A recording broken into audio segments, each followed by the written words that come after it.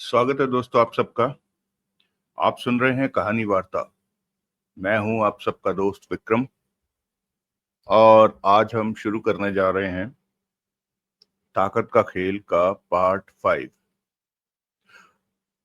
अब तक विशेषकर पिछले एपिसोड में जगमोहन ने अपने स्वभाव के अनुरूप काम नहीं किया, यानी थोड़ा स्लो काम किया।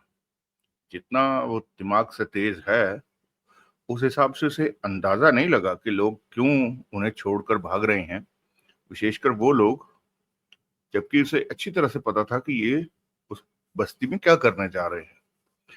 तो खैर चलिए, इसी तरह राइटर्स अपने प्लॉट्स में सेंसेशन बढ़ाते हैं, एक्साइटमेंट बढ़ाते हैं।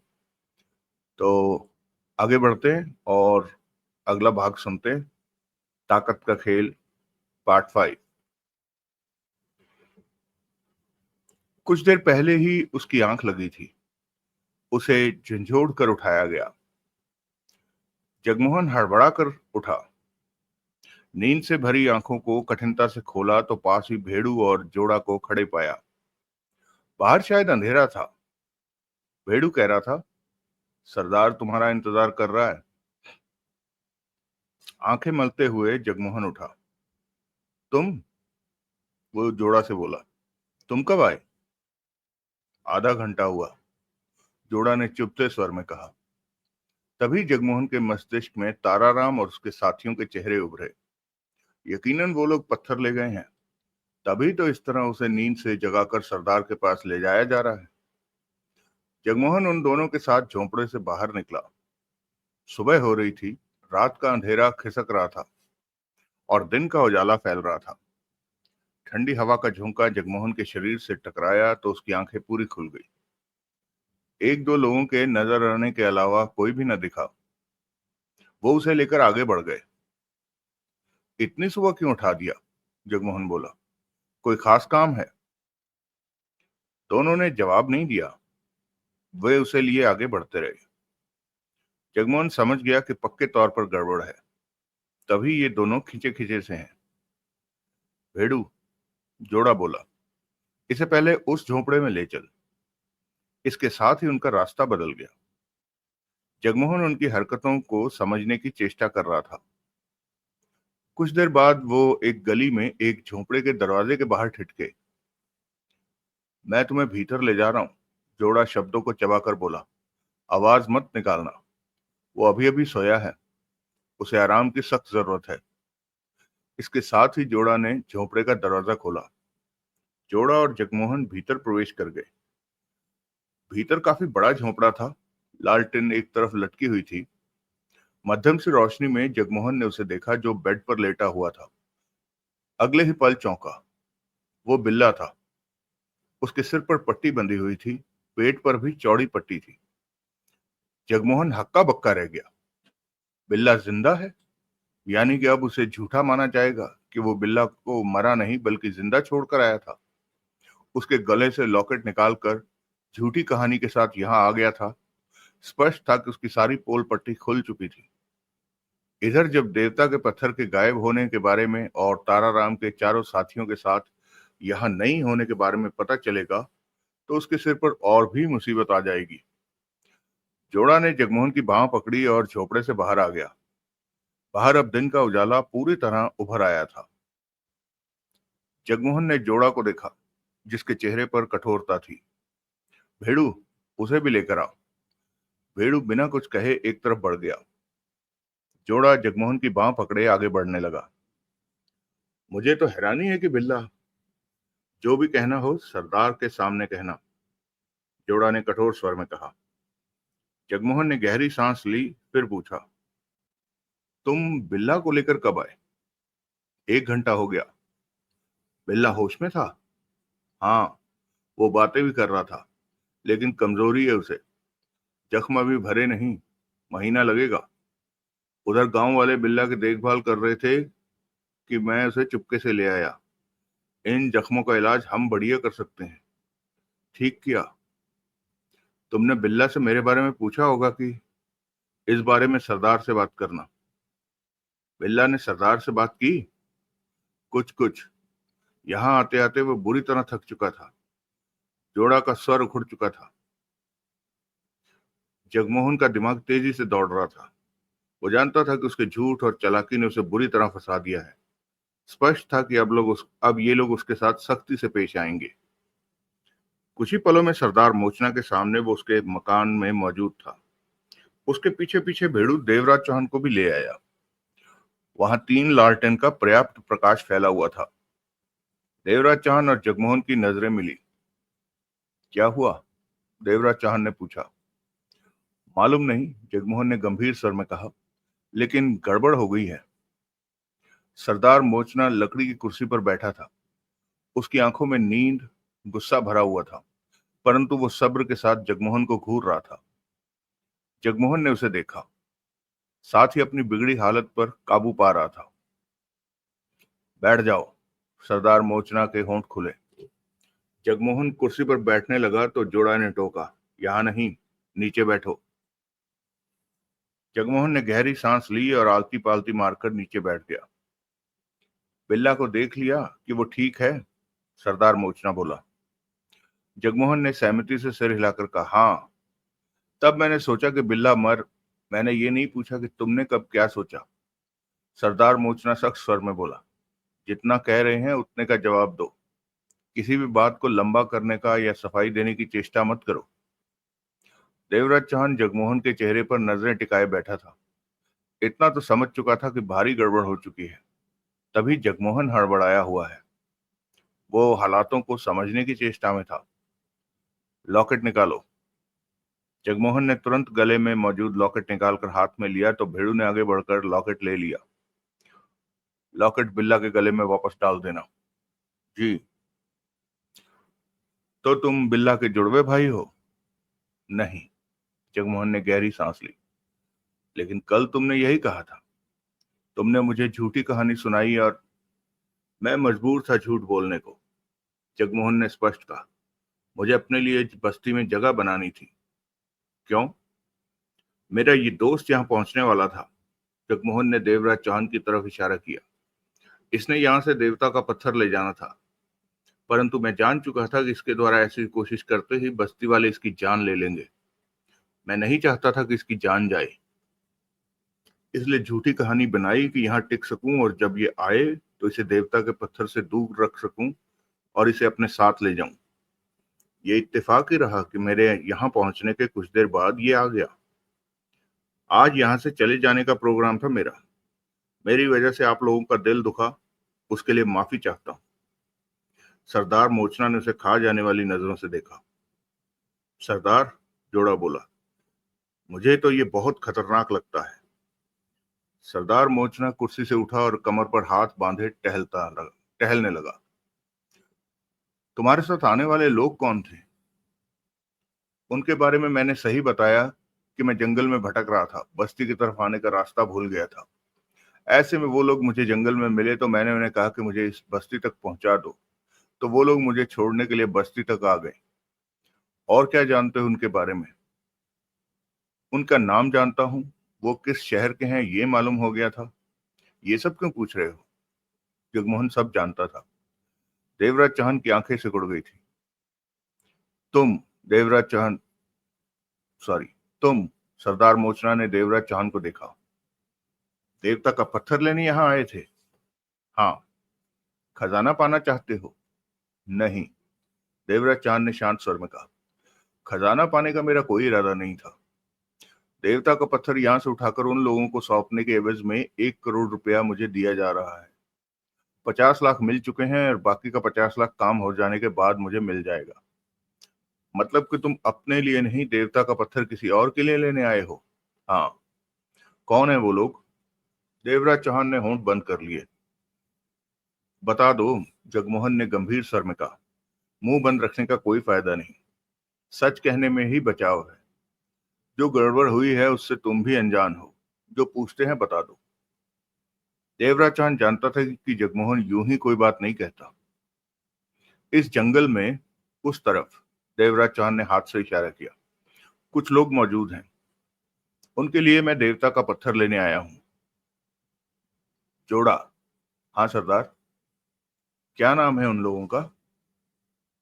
नील क्रेस्टो, उसकी बेटी का नाम जॉर्जी है। इन्हीं लोगों की बात कर रहे हो तुम?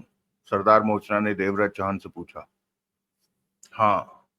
सरदार मोचना चहलकदमी करता ठिठका और जगमोहन को देखकर कठोर स्वर में बोला, तुम्हारा दोस्त जो कह रहा है सच कह रहा है?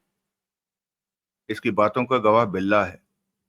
मैंने भी सच कहा है, जगमोहन जल्दी से बोला। नहीं, तुम झूठे और मक्कार हो। कल तुम्हारे साथ जो 5 लोग थे उनके बारे में तुम कहते हो कि वो लोग तुम्हारे लिए अनजान हैं, जबकि मैं कहता हूं कि वो सब तुम्हारी खास पहचान वाले हैं। तुम सब यहाँ योजना बनाकर आए और ऐसा कुछ भी नहीं है। तुम उन लोगों को बुलाकर पूछ लो। मैं सच। नाटक मत करो। तुम अच्छी तरह जानते हो कि इन 5 में से कोई भी यहाँ मौजूद नहीं है।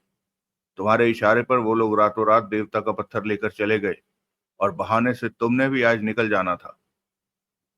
ये बात मैंने अभी तुम्हारे मुंह से सुनी है, जगमोहन के होंठों से निकला। पहले मुझे नहीं पता था। अब फिर तुम झूठ बोल रहे हो। मैं सच कह रहा हूं, जगमोहन ने तेज स्वर में कहा। सरदार, भेड़ू जगमोहन को घूरता हुआ बोला, आप सच कह रहे हैं कि ये मक्कार इंसान है। बहुत झूठ बोलता है ये, जोड़ा कठोर स्वर में बोला। बिल्ला का जुड़वा भाई बनकर बस्ती में आ पहुंचा और अपने साथ के 4 लोगों के बारे में कहता है कि ये उन्हें नहीं जानता। वो हमारे देवता का पत्थर लेने आए थे और लेकर चले गए, परंतु उसे इन सब बातों का कुछ भी नहीं पता। नहीं पता कह तो रहा हूं मैं कि। चिल्लाओ मत। चिल्लाकर तुम अपने झूठ को सच नहीं बना सकते। सरदार के स्वर में वहशी भाव आ गए थे। बचना चाहते हो तो ये बता दो कि वो 5 जंगल में कहाँ रुके हैं। मैं नहीं जानता। जगमोहन ने उसे सख्त नजरों से देखा। ये जंगल तुम लोगों का है, उन्हें आसानी से ढूंढ सकते हो कि वो कहां पर मौजूद हैं। हमारे आदमी अब तक जंगल में फैल चुके हैं। सरदार ने जगमोहन की आंखों में झांका। हो सकता है वो लोग मिल जाएं। फिर भी तुमसे पूछ रहे हैं कि वो जंगल में कहां पर रुके हैं। मैं उनके बारे में उनके नामों के अलावा कुछ नहीं जानता। जगमोहन झल्ला उठा। सच में वो सच में वो लोग मेरे लिए अनजान थे और मुझे बस्ती तक पहुंचाने आए थे। अगर वो देवता का पत्थर लेने आए थे तो मुझे हैरानी है कि इतनी आसानी से वो देवता का पत्थर ले गए, जिसके दम पर बहुत बड़े खजाने तक पहुंचा जा सकता था। देवता का पत्थर खुले में रखा जाता है, यही देवता का आदेश है। हम उस तक किसी बाहरी व्यक्ति को नहीं जाने देते, परंतु तुम लोगों की बातों पर भरोसा करके हम धोखा खा गए। इस बात की भी हैरानी है कि वो आसानी से देवता का पत्थर लेकर बस्ती से बाहर निकल गए और तुम्हारे किसी आदमी ने उन्हें नहीं देखा। जगमोहन ने दांत भींचकर कहा, क्या हम उन्हें जादू का डंडा दिया है कि वो देवता का पत्थर हाथ आते ही डंडा घुमाकर खुद को गायब कर लें? वो लोग घोड़ों पर गए हैं और उस रास्ते से गए हैं जहां पहरा नहीं होता। उधर गहरी घाटी है, वहां से किसी का बस्ती में प्रवेश करना लगभग असंभव है। वहां से निकल पाना भी आसान काम नहीं है, लेकिन उन 5 ने यहां से निकलने का वही रास्ता इस्तेमाल किया है। तुम्हारा मतलब कि मैंने उन्हें रास्ता बताया कि वो वहां से निकलें? हर बात की तख्ती मेरे गले में लटकाए जा रहे हो। वो लोग सिर्फ मेरे साथ बस्ती में आए। इस मामले में मेरा सिर्फ इतना ही कसूर है। मैंने पहले ही बता दिया कि वो लोग मेरे लिए अजनबी हैं। जगमोहन गुस्से में बोला। जोड़ा दांत पीसकर आगे बढ़ा और जगमोहन के सर के बाल पकड़कर कह उठा, आवाज नीची रखो। तो मैं क्या ऊंची बोल रहा हूँ? हाँ। ओह, मुझे पता नहीं लगा। सरदार, भेड़ू सुलगे स्वर में बोला, इस मक्कार को जिंदा छोड़ना ठीक नहीं। इसे अभी सजा दो। सरदार मोचना पुनः टहलने लगा। चेहरे पर सोच के भाव थे। देवराज चौहान एकाएक सतर्क नजर आने लगा था। जोड़ा जगमोहन के सिर के बाल छोड़ चुका था। मैंने किया क्या है जो मुझे मारने के लिए कहा जा रहा है? जगमोहन हड़बड़ाकर कह उठा। बिल्ला का लॉकेट पहनकर, जरा सा झूठ बोलकर बस्ती में रहने की जगह ही तो पाई है। इससे ज्यादा मेरी कोई गलती नहीं। तुम लोग पागल हो जो मुझे मारने के लिए कह रहे हो? जोड़ा, मोचना के होंठ खुले। हाँ सरदार। इसे बाहर खुले में बांध दो। खाने पीने के लिए कुछ मत देना। सरदार मोचना ने जगमोहन को घूरते हुए कहा, मुझे इस मामले में सोचने दो। क्या मालूम ये सच कह रहा हो। खामोश रहो तुम।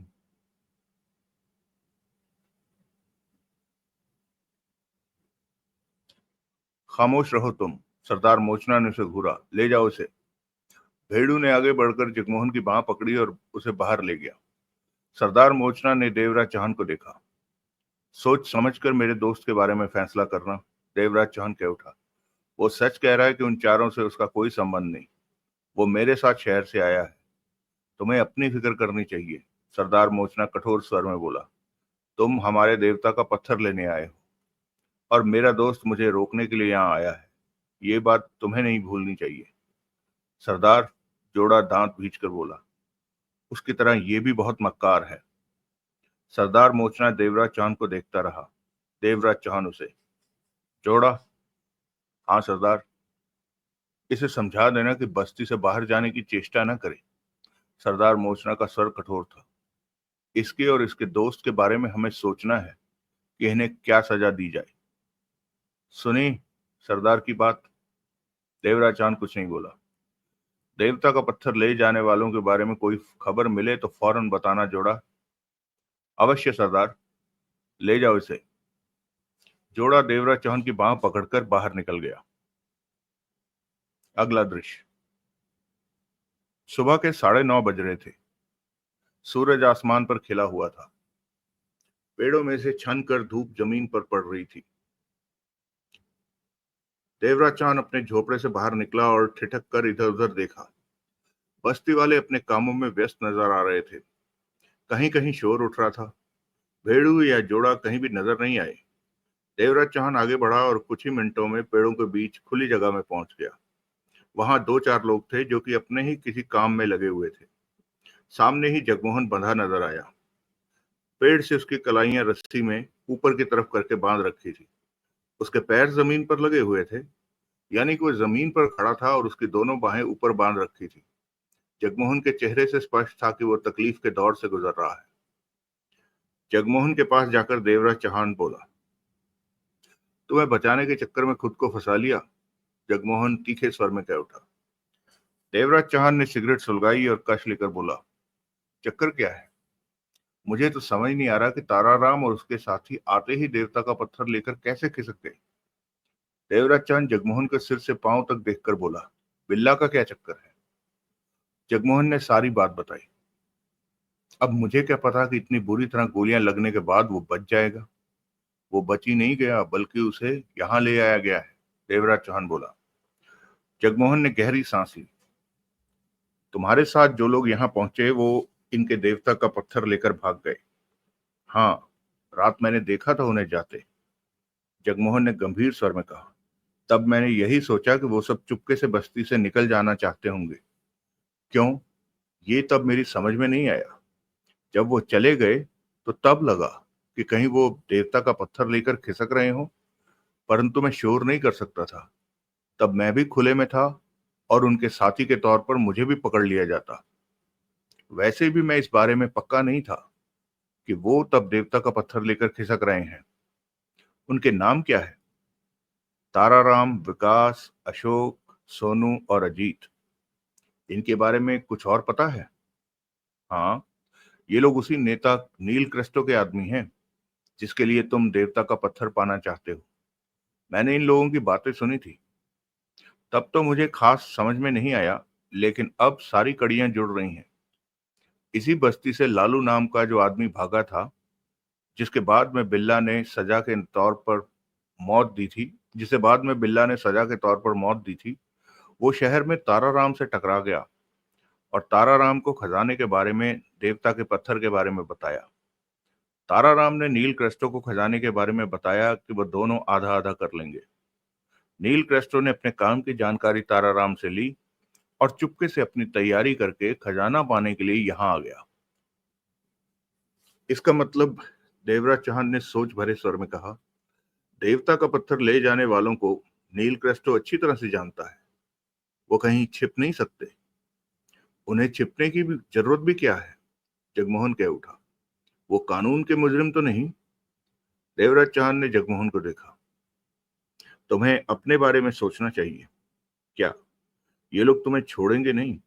देवराज चौहान गंभीर था। तुम्हारी वजह से इनके देवता का पत्थर हाथ से निकल गया। तुम पर तो ये किसी तरह का रहम नहीं करेंगे।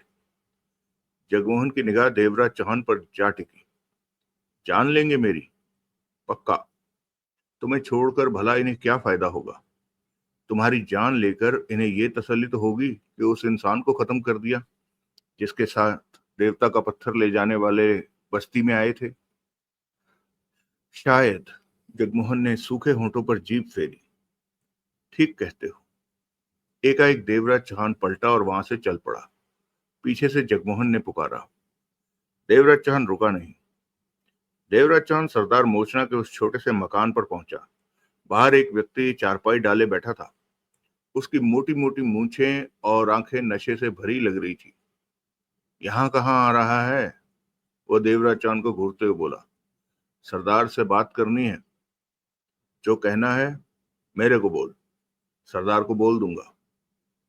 मैं सरदार से बात करूंगा, तुमसे नहीं। सरदार के काम की बात है। वो देवराज चौहान को घूरता रहा। सरदार के काम की बात है मेरे पास। देवराज चौहान बोला। सोच लो। वो फुर्ती से उठा और मकान के दरवाजे की तरफ बढ़ता हुआ बोला। तू यहीं रुक, मेरे पीछे भीतर मत आना। देवराज चौहान वहीं खड़ा रहा। करीब 5 मिनट बाद वो व्यक्ति बाहर निकला और उसके पीछे सरदार मोचना।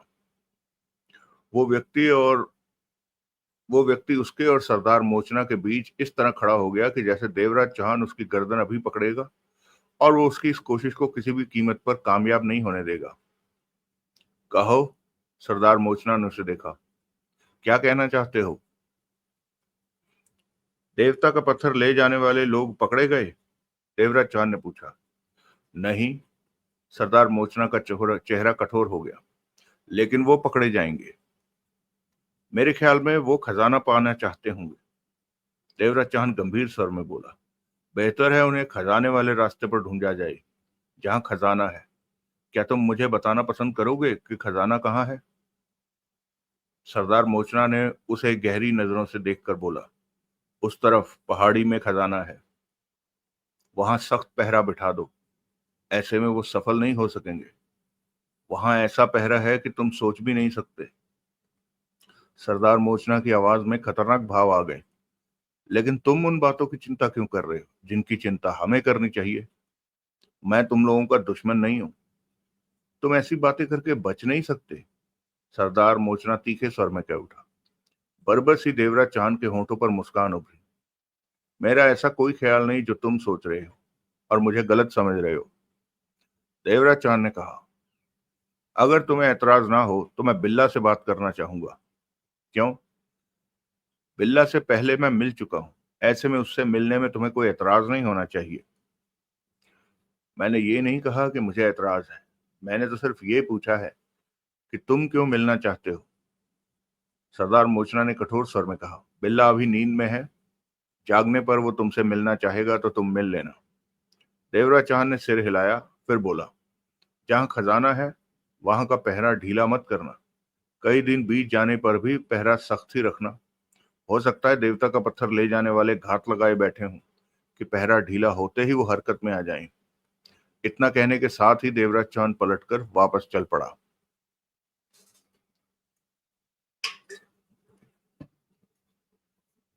अगला दृश्य। दोपहर का 1 बज रहा था जब बिल्ला को चारपाई पर डाले ही डाले उसे बाहर खुले में पेड़ की छाया के नीचे लाया गया। बिल्ला के सिर पर पट्टी बंधी हुई थी। पट्टी पेट पर भी पट्टी थी। वो कमजोरी और पीड़ा महसूस कर रहा था। तभी बस्ती के 2 बुजुर्ग वहां पहुंचे और हालचाल पूछने के बाद पानी के गिलास में दवा घोलकर उसे पिलाई गई। इस दवा से तुम्हें ताकत मिलेगी और जख्म भी जल्द भर जाएंगे, एक बुजुर्ग व्यक्ति ने कहा। दिन में 4 बार तुम्हें इस दवा को पीना होगा। 1 हफ्ते में ठीक हो जाओगे। बिल्ला ने मुस्कुराकर सिर हिलाया।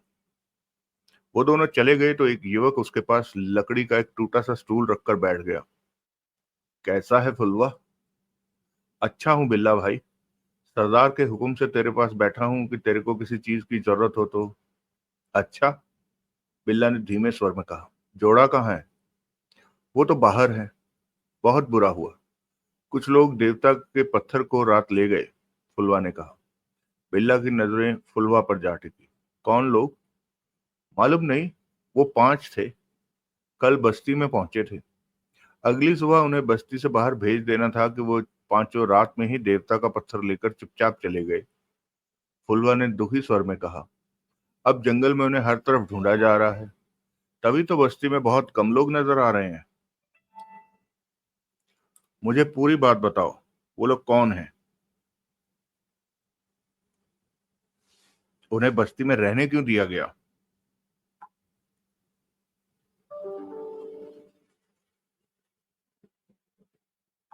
मुझे पूरी बात बता, वो लोग कौन थे? उन्हें रात बस्ती में रहने क्यों दिया गया? वो पांचों उसके साथ यहाँ आए थे, वो जो खुद को तुम्हारा जुड़वा भाई बता रहा था। बिल्ला ने जरा सी गर्दन मोड़कर उस तरफ देखा। उसे जगमोहन दिखा, जिसके हाथ बांधकर ऊपर की तरफ किए हुए थे। बिल्ला की आंखें सिकुड़ गई। फुलवा उसे सारी बात बताने लगा। पूरी बात बताने के बाद फुलवा ने गंभीर स्वर में कहा, ये सारी मुसीबत कल इसी के बस्ती में आने के बाद शुरू हुई। उसके बाद भी एक आदमी बस्ती में आया जो इसकी पहचान वाला है। उसे भी कैद कर रखा है। इसकी पहचान वाला? हाँ, देवराज चौहान नाम है उसका। मालूम नहीं? मालूम करो। बिल्ला ने आंखें बंद कर ली। अगर उसका नाम देवराज चौहान है तो उसे मेरे पास ले आना। वो खुद भी तुमसे मिलना चाहता है, फुलवा उठते हुए बोला। मुझसे क्यों? मालूम नहीं, लेकिन वो कहता है कि तुमसे पहले भी मिल चुका है। फिर वो देवराज चौहान ही होगा। जाओ उसका नाम पूछो। फुलवा चला गया। बिल्ला आंखें बंद किए चारपाई पर पड़ा रहा। तभी उसके कानों में जगमोहन की आवाज पड़ी। कैसी तबीयत है बिल्ला? उसकी आवाज तीखी और ऊंची थी। कमजोरी की वजह से बिल्ला में इतनी हिम्मत नहीं थी कि गर्दन घुमाकर उसे देख पाता। मैं तो समझ रहा था कि तू मर गया, लेकिन तेज किस्मत वाला निकला तू। बिल्ला ने आंखें बंद ही रखी। ये बेवकूफ लोग मेरी जान लेना चाहते हैं। इन्हें समझा कुछ। मैंने ऐसा कुछ नहीं किया कि ये मेरी जान ले लें। देवता का पत्थर वही लोग ले गए हैं जिन्होंने तेरी ये हालत की है। तू अच्छी तरह से जानता है कि मेरा उनसे कोई वास्ता नहीं। बिल्ला वैसे ही पड़ा रहा। जगमोहन इसी तरह की बातें करता रहा। करीब 10-12 मिनट बाद उसने जूतों की आहट को पाकर आंखें खोली तो पास ही फुलवा के साथ देवराज चांद को खड़े पाया। दोनों कई पलों तक एक दूसरे को देखते रहे।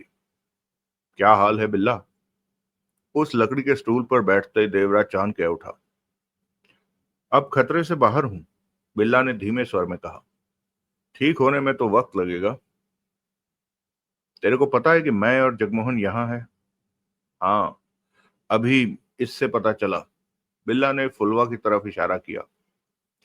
देवराज चांद ने फुलवा पर निगाह मारी, फिर गंभीर स्वर में बोला, जगमोहन का हाथ देवता के पत्थर के मामले में नहीं है।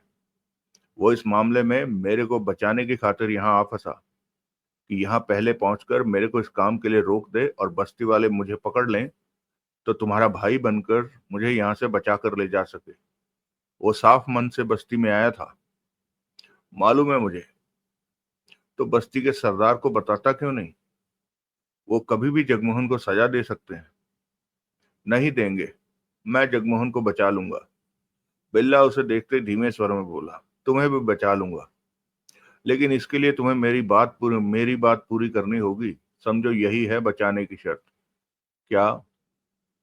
तुम्हें देवता का पत्थर कैसे भी हासिल करके मेरे हवाले करना होगा। देवराज चांद के होंठ बिज गए।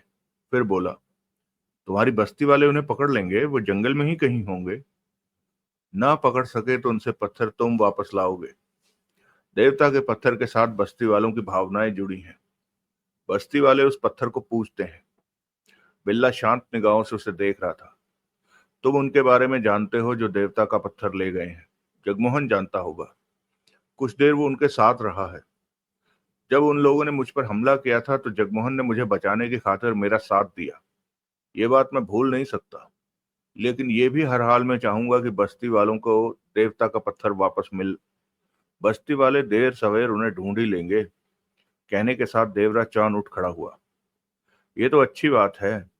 बिल्ला ने आंखें बंद कर ली। बैठो, अभी तुमसे बात। तुम्हारी तबीयत ठीक नहीं, आराम करो। और तब तक देवता का पत्थर ले जाने वाले भी पकड़े जाएंगे। हम फिर बात करेंगे। बिल्ला ने आंखें खोलकर देवराज चांद को देखा। तुम उन लोगों को जानते हो जो पत्थर ले गए हैं देवता का? व्यक्तिगत तौर पर नहीं जानता, जगमोहन से ही उनके बारे में जाना है। देवराज चौहान बिल्ला को देखता रहा, बोला कुछ नहीं। मतलब की जरूरत पड़ने पर तुम उन्हें ढूंढ लोगे? हाँ, देवराज चौहान ने कठिनता से जवाब दिया। बिल्ला ने पुनः आंखें बंद कर ली। जगमोहन कब तक इस तरह हाथ ऊपर किए खड़ा रहेगा? उसे मुझे आराम करने दो। क्षीण सी आवाज के साथ बिल्ला चुपचाप नींद में डूबता गया। अगला दृश्य। शाम के 4 बज रहे थे। बिल्ला चारपाई सहित अपने झोंपड़े में था। घंटा भर पहले ही वो नींद से उठा था। जगमोहन उससे कुछ दूरी पर जमीन पर लेटा हुआ था। आधा घंटा पहले ही कैद से बिल्ला के कहने पर उसे छुटकारा मिला था। उसका पूरा शरीर अकड़ गया था। खड़े होने की तो उसमें हिम्मत ही नहीं थी। वहां देवराज चौहान भी था, जो कि स्टूल पर बैठा हुआ था। वो महसूस कर चुका था कि बिल्ला इस बस्ती के लिए बहुत महत्व रखता है। उसकी बात यहां मानी जाती है। तभी सरदार मोचना के साथ भेड़ू, जोड़ा और 2 बुजुर्ग व्यक्तियों ने भीतर प्रवेश किया। जोड़ा ने एक तरफ पड़ी कुर्सी उठाकर मोचना के सामने रख दी। दोनों बुजुर्ग जमीन पर बैठ गए। भेड़ू और जोड़ा एक तरफ हटकर खड़े हो गए थे। जगमोहन जमीन पर लेटा लेटा बारी बारी सबको देखता रहा। देवराज चांद ने सब पर गंभीर निगाह मारने के पश्चात बिल्ला को देखा। बिल्ला उसे ही देख रहा था। मैंने सरदार मोचना से बात कर ली है देवराज चौहान, बिल्ला ने धीमे स्वर में कहा। अब सरदार तुमसे बात करेगा। ये तुम पर निर्भर करता है कि तुम हमारी बात को कैसे लेते हो। देवराज चौहान बिल्ला को देखता रहा, बोला कुछ नहीं।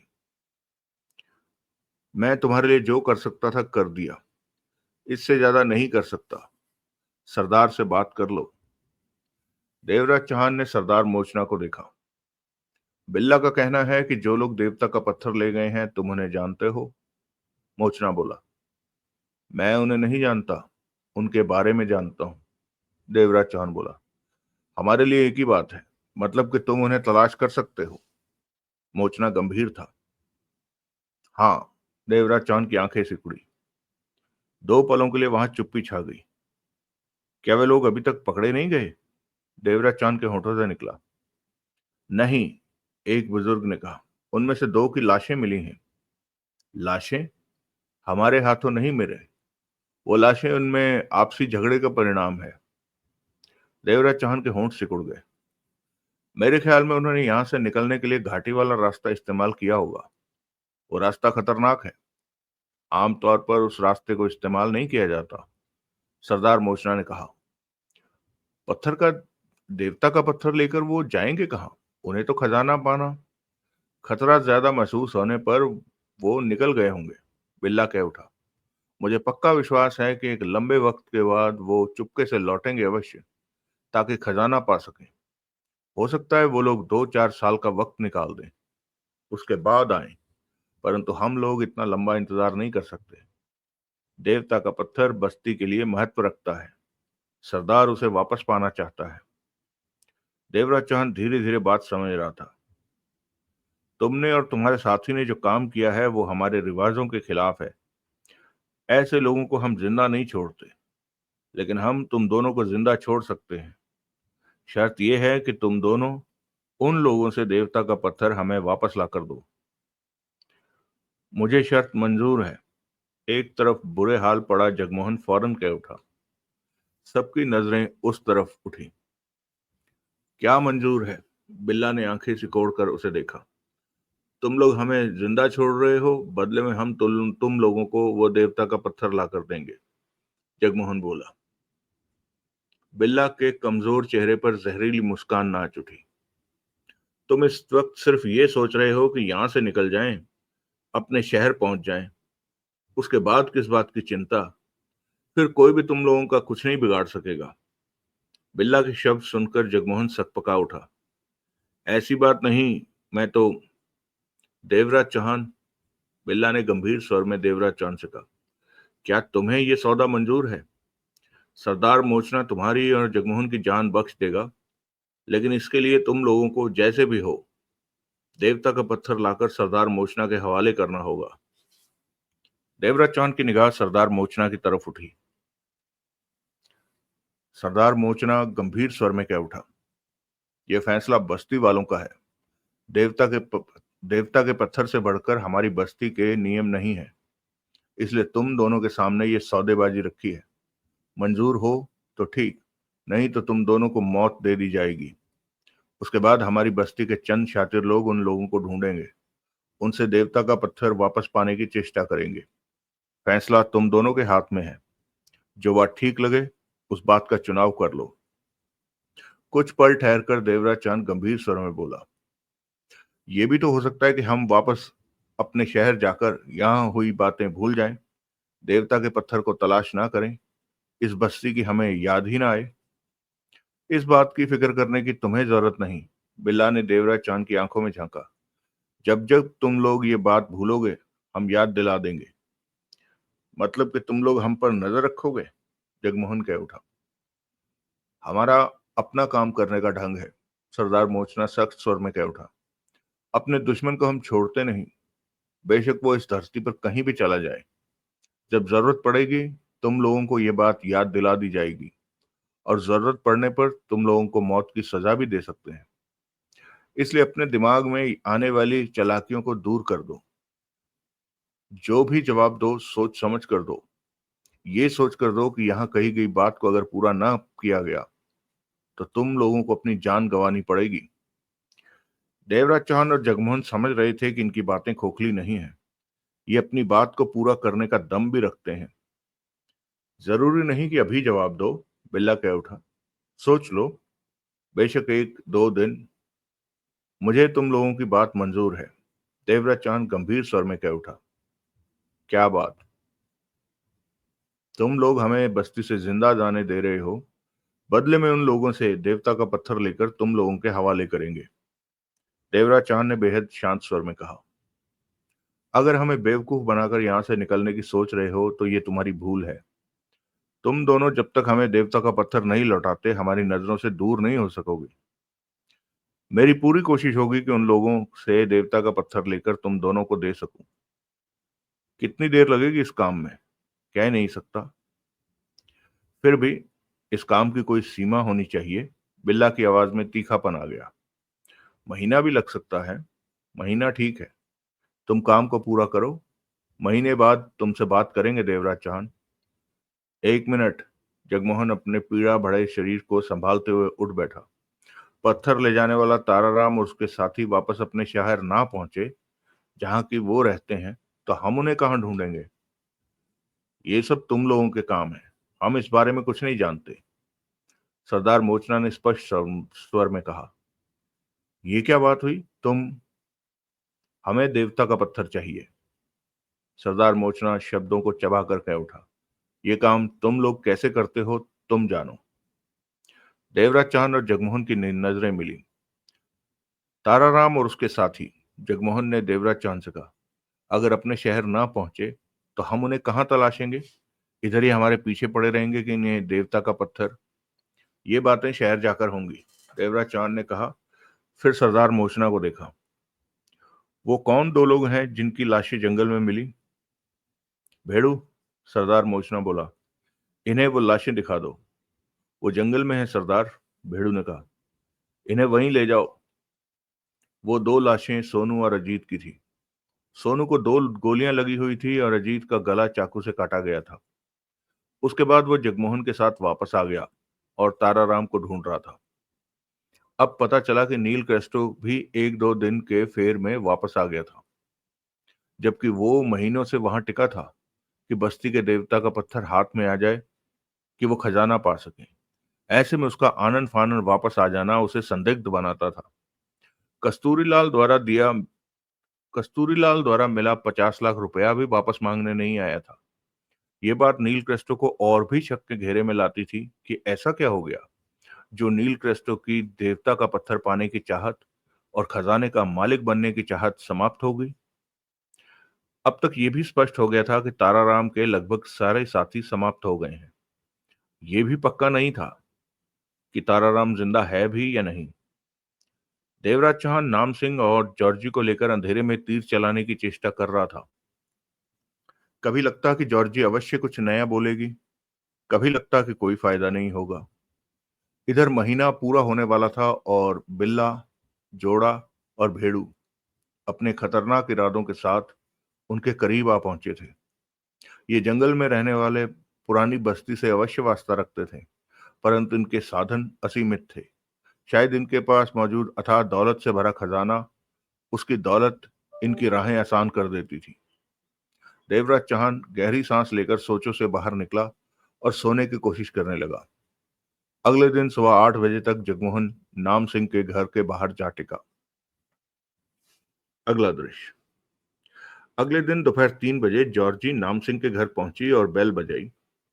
नाम सिंह ने दरवाजा खोला तो सामने जॉर्जी को देखकर उसके चेहरे पर राहत के भाव उभरे, वरना वो सुबह से यही सोच रहा था कि जाने ये आएगी कि नहीं आएगी। देवराज चौहान नाम का आदमी इसके द्वारा क्या जानना चाहता है? मन ही मन वो उलझन में खुद को व्याकुल सा महसूस कर रहा था। आओ, नाम सिंह मुस्कुराकर उसके चेहरे पर तनाव के भावों को महसूस करते कह उठा। मैं अभी लंच लेकर हटा हूं, अगर कुछ पहले आ जाती तो साथ ही। मुझे भूख नहीं है। नेताजी कैसे हैं? दरवाजा बंद करने के बाद पलटते हुए नाम सिंह ने पूछा। जॉर्जी ने बैठते हुए उसे घूरा, कहा कुछ नहीं। मेरा सलाम बोला उनको। पापा से मैंने तुम्हारे बारे में कोई बात नहीं की, जॉर्जी तीखे स्वर में बोली। कमाल है।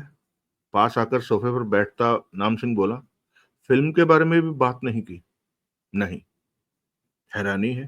तुम्हें बात करनी चाहिए, शायद 10 करोड़। चुप रहो, वो गुर्रा उठी। नाम सिंह ने जॉर्जी के गुस्से भरे चेहरे को देखा, फिर नजरें घुमा ली। 2 मिनट की चुप्पी के बाद जॉर्जी ने कहा, माफ करना, मैं जानती हूं कि इस वक्त मैं गुस्से में हूं। नाम सिंह ने गर्दन घुमाकर जॉर्जी को देखा, फिर सामान्य स्वर में कहा, मैं तो चाहता था कि तुम हीरोइन बनो। मेरे पास 10 करोड़ होता तो मैं तुम्हें दे देता। 4-5 महीने बाद वापस तो मिल ही जाना है, लेकिन मेरी औकात इतनी बड़ी नहीं है। इससे ज्यादा मैं तुम्हारी सहायता नहीं कर सकता। जॉर्जी नाम सिंह को देखती रही, परंतु उसकी आंखें बता रही थी कि वो कहीं और ही सोच रही है। तुम किसी उलझन और परेशानी में हो? नाम सिंह बोला। हाँ। मुझे बताओ, अगर 10 करोड़ के अलावा कोई और परेशानी है तो शायद मैं तुम्हारे काम आ सकूं। काम तो आ सकते हो, परंतु तुम पर कितना विश्वास करूं ये समझ नहीं पा रही। मेरे पर विश्वास नहीं करोगी तो किस पर करोगी? नाम सिंह उसे हवा देने वाले ढंग में मुस्कुरा रहा। मुझ पर तो वो लोग भी विश्वास करते हैं जिनके कंधों पर देश का बोझ है। तुम तो सब जानती हो। बताओ क्या बात है? जॉर्जी ने गहरी सांस लेकर आंखें बंद की, फिर खोलते हुए नाम सिंह को देखा। ताराराम के साथ तुम्हारी कैसी पटती है? ताराराम? नाम सिंह चौंका, फिर संभल कर बोला, बात पता चले तो तुम्हारी बात का जवाब दूं। नाम सिंह, जॉर्जी अपने शब्दों पर जोर देकर बोली, रोटी पानी चलना ही बहुत कुछ नहीं होता। तुम्हें कुछ पैसे भी पास रखने चाहिए। कम से कम 50 लाख या करोड़ 2 करोड़ तो पास होना चाहिए। 2 करोड़? नाम सिंह के चेहरे पर अजीब से भाव उभरे। हाँ, इतना पैसा हो तो आगे का भविष्य सुरक्षित हो जाता है। नाम सिंह ने जॉर्जी के व्याकुल चेहरे को देखते हुए दाएं बाएं सिर हिलाया। कहती तो तुम ठीक हो, लेकिन मुझ जैसों के पास भला इतना पैसा कहां से आएगा? मैं नेता तो नहीं हूं। बच्चे हैं तुम्हारे? 4। गांव में हैं। बीवी है। अब तो वो भी बड़े हो गए होंगे, शादी करनी है उनकी। फिर तो तुम्हारे पास पैसा होना चाहिए। होना चाहिए है क्या? क्यों नहीं, मुझे तो लगता है मेरे पास 40 करोड़ होना चाहिए। वो मुस्कुराया, लेकिन देगा कौन? चुपके से मेरा साथ दो तो 2-4 करोड़ पा सकते हो। कैसे? नाम सिंह जॉर्जी के चेहरे को देखने लगा। ताराराम के साथ तुम्हारी कैसी पटती है? नाम सिंह कुछ देर खामोश रहा, फिर कह उठा, अच्छी पटती है। उसके साथ रहकर ही 2 रोटी खाने के काबिल बना। बरसों का साथ है। ये बताओ कि तुम्हें पैसा प्यारा है या ताराराम? दोनों ही। पहले पैसा फिर ताराराम। अगर पैसा 2-4 करोड़ हो तो। जॉर्जी ने होंठ भींच लिए। नाम सिंह जानता था कि जॉर्जी कुछ खास ही कहने जा रही है। ताराराम ने एक पत्थर छिपा रखा है। अगर वो उस पत्थर के बारे में बता दे तो तुम्हें 5 करोड़ दूंगी, और ताराराम को 10 करोड़। सारी फिल्म का पैसा मैं खर्च करूंगी। जॉर्जी ने दो टूक स्वर में कहा। नाम सिंह चौंका। पत्थर? हाँ। वो कैसा पत्थर है? खास है। उस पत्थर के दम पर एक खजाने को हासिल किया जा सकता है। जॉर्जी दांत भींच कर कह उठी। यही वजह है कि उसने वो पत्थर कहाँ छिपा दिया है। नाम सिंह मन ही मन सतर्क हुआ। ताराराम कहाँ है? हमारी कैद में। ओह, नेताजी भी इस मामले में है? हाँ, पापा ही तो हैं इस मामले में। ताराराम ने हमारा सारा काम काम खराब कर दिया, वरना हम वो खजाना पा लेते। नाम सिंह अपने पर काबू पाने की चेष्टा में था। साथ ही देवराज चांद के बारे में सोच रहा था कि वो ये सारा मामला जानता है, तभी तो उसने उसे राह दिखाई कि जॉर्ज से किस तरह बात करनी है, तभी वो मुंह खोलेगी। चिंता मत करो, नाम सिंह धीमे स्वर में बोला। मैं ताराराम को मुंह खुलवा लूंगा। लेकिन खजाने का चक्कर क्या है? ये सारा मामला कब हुआ? ताराराम को नेताजी ने कैसे कैद किया? मुझे कुछ भी खबर नहीं। किसी को भी खबर नहीं। जॉर्जी ने उसकी आंखों में देखा। तुम काम की तरफ ध्यान दो, बातें जानने की चेष्टा मत करो। तुम्हारा काम है ताराराम से उस पत्थर के बारे में जानना। समझ गया। नाम सिंह ने सिर हिलाया। इतना तो बता ही सकती हो कि खजाने का पत्थर से वास्ता क्या है? वो खजाना पहाड़ के खोखले पेट में है। बहुत बड़ा खजाना है। रास्ते से खोखले पहाड़ में प्रवेश करके उस खजाने तक पहुंचने के 3 घंटों के बाद वो पहाड़ चूर चूर होकर गिरना शुरू हो जाता है। यानी कि उसके बाद एक आध घंटे में ही वहां पहाड़ का मलबा गिरा होगा। सब कुछ बर्बाद हो जाएगा। अगर वो पत्थर हम उस पहाड़ के भीतर प्रवेश करके रख दें, एक विशेष जगह पर रख दें, तो पहाड़ अपनी जगह सलामत रहेगा। हम आसानी से वहां पर पड़ा सारा खजाना ले सकते हैं, जॉर्जी ने बताया। समझा। इसका मतलब उस पत्थर को खजाने की चाबी का नाम दे सकते हैं हम। छोड़ो इन बातों को। तुम ताराराम की बात। कहाँ है खजाना? नाम सिंह ने एकाएक पूछा। ये जानना तुम्हारा काम नहीं, जॉर्जी ने उसकी आंखों में देखते हुए कठोर स्वर में कहा। ठीक कहती हो, नाम सिंह ने एकाएक मुस्कुराया। तुम ताराराम से मेरी बात करवाओ, मैं उसे रास्ते पर ले आऊंगा। वैसे वो क्या कहता है? क्यों नहीं बताता पत्थर के बारे में? तुम खुद उससे बात कर लेना। तो ताराराम के पास चलें? अभी नहीं, पहले मैं पापा से बात करती हूँ, उसके बाद तुम्हें फोन करूंगी। नाम सिंह ने जॉर्जी की आंखों में देखा, फिर मुस्कुराकर सिर हिलाया। मैं तुम्हारे फोन का इंतजार करूंगा। जॉर्जी उठी और बेहद ठंडे स्वर में कह उठी। विकास, अजीत, सोनू और अशोक से तो नहीं मिलना चाहोगे तुम? वो चारों भी तुम्हारे पास हैं। नाम सिंह के होठों से निकला। उनसे भी अवश्य मिलना चाहूंगा। उनसे मिलने के लिए तुम्हें मौत को गले लगाना होगा, क्योंकि वो अब इस दुनिया में नहीं रहे। उनसे मिलने की इच्छा तीव्र हो मन में, तो हमारे मामले की बात बाहर कर देना। जॉर्जी के शब्दों में मौजूद धमकी को नाम सिंह ने फौरन समझा। नाम सिंह मुस्कुरा पड़ा। मैं ये बात किसी से क्यों करूंगा? ताराराम का मुंह खुलवाने जैसा मामूली काम के मुझे 5 करोड़ मिल रहे हैं। मैं किसी भी हालत में 5 करोड़ खोना नहीं चाहूंगा। सच में किसी खजाने का वजूद है। ताराराम का मुंह खुलते ही मालूम हो जाएगा। फिर तो तुम हीरोइन के साथ फिल्म बिजनेस में भी आ सकती हो। कितना बड़ा खजाना है। मेरे फोन का इंतजार करना। जॉर्जी दरवाजे की तरफ बढ़ गई। शाम के 4 बज रहे हैं। तुम कब तक फोन करोगी? पता नहीं, कहने के साथ ही जॉर्जी दरवाजा खोलकर बाहर निकल गई। नाम सिंह के चेहरे पर से सारे भाव गायब हो गए। वहां पर सोचों ने घेरा डाल लिया। वो उठा और दरवाजा भीतर से बंद करके वापस आ बैठा। अब पता चला था कि 3 महीनों से गायब ताराराम नील क्रिस्टो की कैद में है। उसके पास खजाने से वास्ता रखता ऐसा कोई खास पत्थर है जिसकी नील क्रिस्टो को बहुत जरूरत है। लेकिन नाम सिंह ये नहीं समझ पाया था कि मामला क्या है।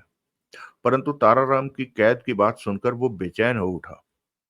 अजीत अजीत, सोनू, अशोक और विकास की मौत की खबर उसे परेशान कर देने वाली थी कि नील क्रिस्टो के हाथ की छाया में ही ये सब कुछ हुआ। ताराराम ने नील क्रिस्टो को नेता की कुर्सी तक पहुंचाया, और नील क्रिस्टो ने आज उसे ही कैद कर रखा है। उन चारों की जानें भी ले चुका है।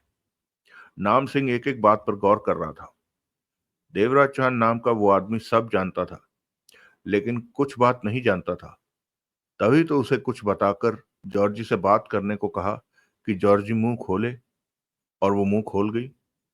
नाम सिंह के सामने इस वक्त सबसे बड़ी परेशानी थी कि वो क्या करे, किसका साथ दे, नील क्रेस्टो का या देवराज चौहान का।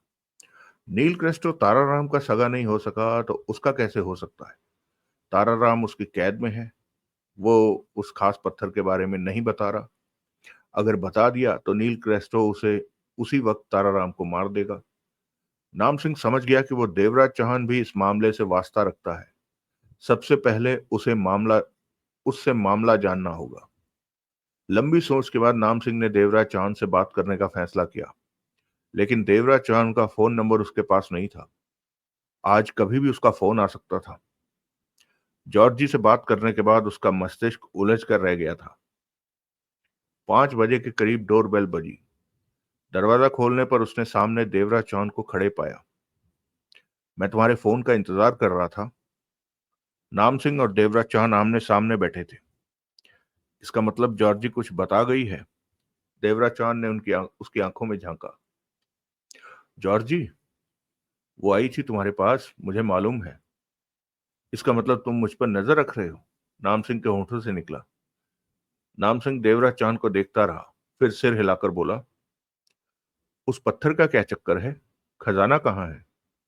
देवराज चौहान की आंखें सिकुड़ी। इसका मतलब जॉर्जी तुमसे बात कर गई। ताराराम के बारे में उसने कुछ बताया। वो नील क्रेस्टो और जॉर्जी की कैद में है। कहाँ। वो मुझे ताराराम से मिलवाएगी कि उसे पत्थर देने के लिए तैयार कर सकूं। नाम सिंह ने कहा, लेकिन तुम इससे ज्यादा तभी मुझसे बात कर सकते हो जब मुझे बताओ कि सारा मामला क्या है। नील क्रेस्टो और ताराराम के खजाने के फेर में कैसे पड़े। ताराराम उनकी कैद में कैसे पहुंचा। जॉर्जी ने स्पष्ट तौर पर कहा कि वो सोनू, अशोक, अजीत और विकास को मार चुके हैं।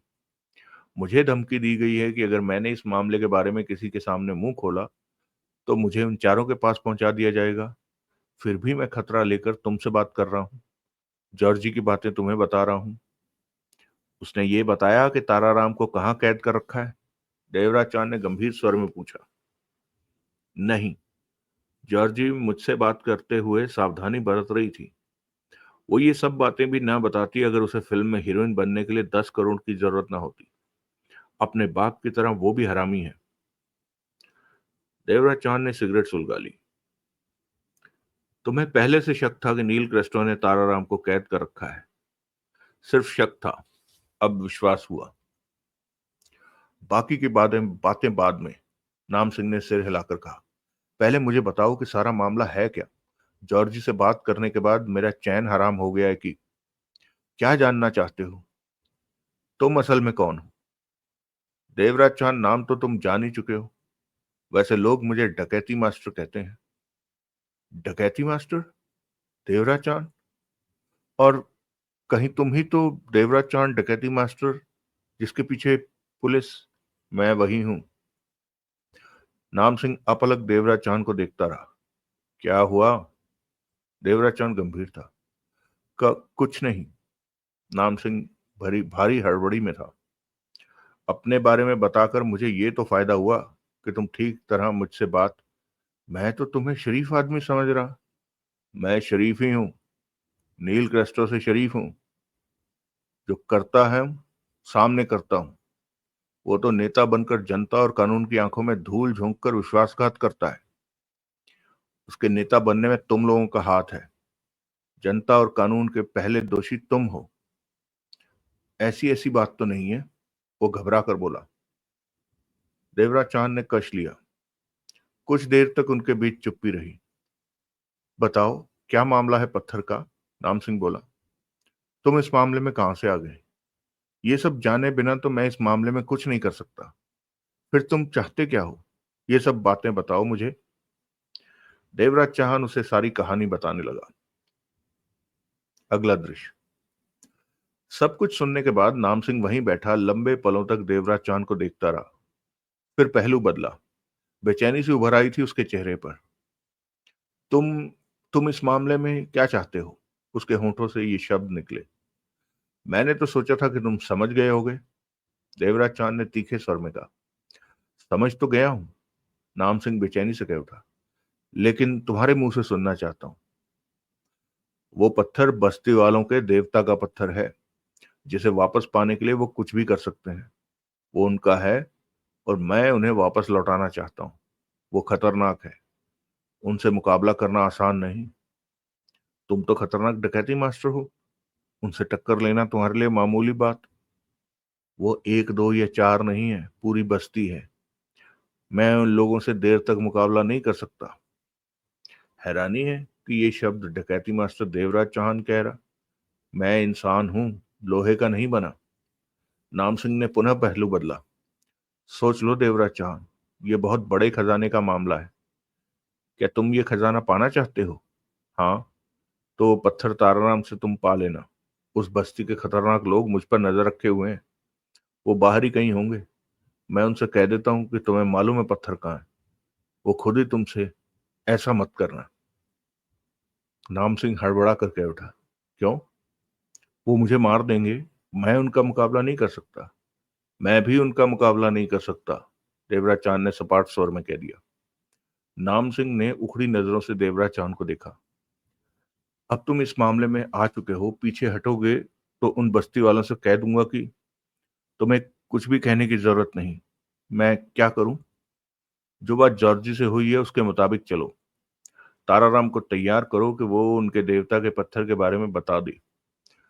ताराराम की मौत तो निश्चित है। उसने पत्थर के बारे में बता दिया तो नील क्रिस्टो उसे मार देगा।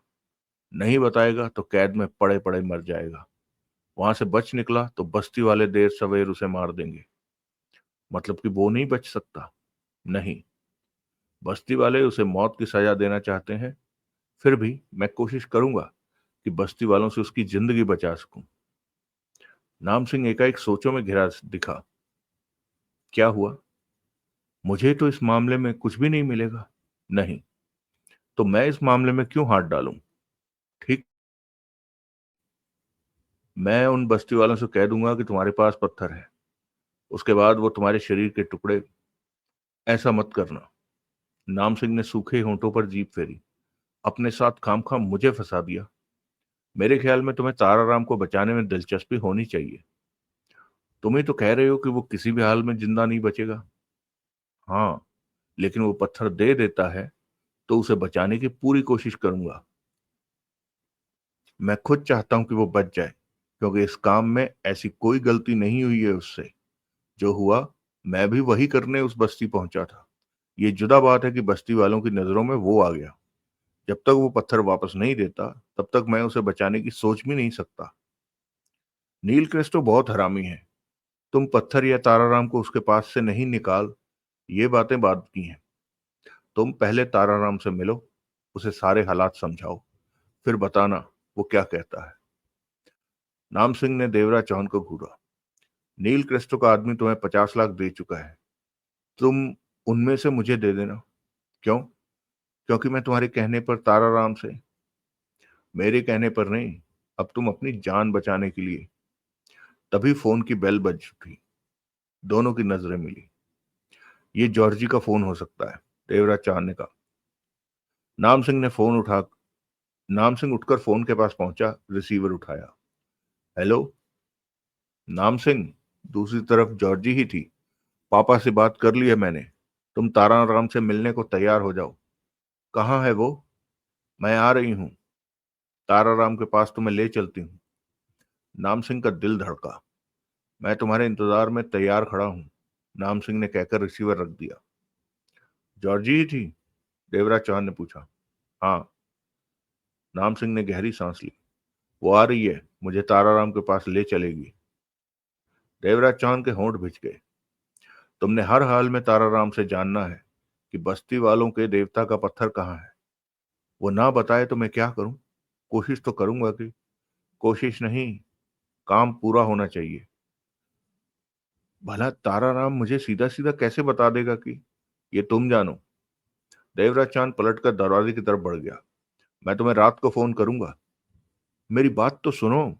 लेकिन देवराज चांद बाहर निकल गया।